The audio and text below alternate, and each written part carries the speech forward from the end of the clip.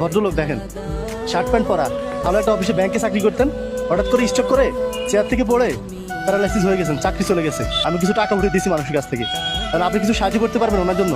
এখন ওই যে বিভিন্ন মার্কেটের সামনে মানুষের কাছে সাহায্য চায় আর কি। যা আছে সব দিবেন। 200 টাকা দিতে হবে মিনিমাম, 200 টাকা। হ্যাঁ,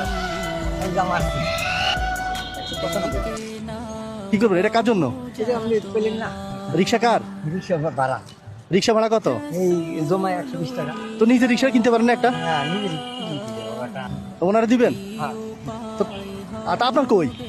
আপনার তো নাই। আমার লাগবে না, আমার আল্লাহ দেখে, আল্লাহ। হ্যাঁ, আল্লাহ দেখে। রাসূলুল্লাহ।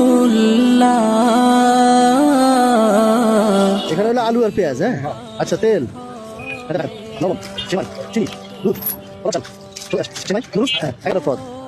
আর এখানে হলো 25 কেজি চাল। হ্যাঁ, এগুলো আছে না, এগুলো আপনার জন্য। হ্যাঁ সব আমরা দিয়ে দেবো। হ্যাঁ, আপনারা দিয়ে দিচ্ছেন ঈদের জন্য, আপনার ঈদের জন্য।